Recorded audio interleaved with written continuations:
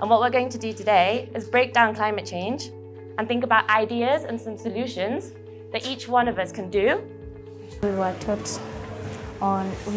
to look at some problems in the community. With the scholars, I wanted to basically introduce them to some of the types of things that I do day to day. So I wanted to introduce them to methods of thinking about how they can come to big problems.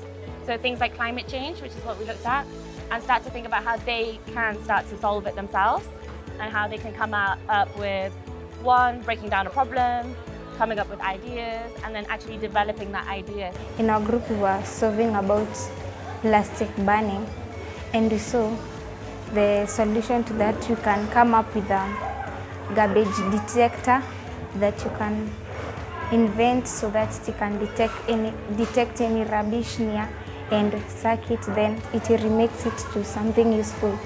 My highlight was hearing all of the ideas that the scholars had produced. So they came up with some really incredible things that would work within their community. So things like creating recycling machines using shredders so that they can get the waste and then use that as material for manufacturers to use. In our group, we realized that the problem that our community faces is dumping. So we decided that we should build some pits, dumping pits, where we can dispose our litters.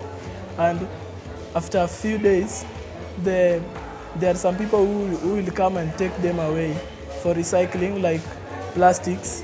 I learned that we are supposed to conserve the environment and try reusing, recycling, and avoid any dumping waste anyhow.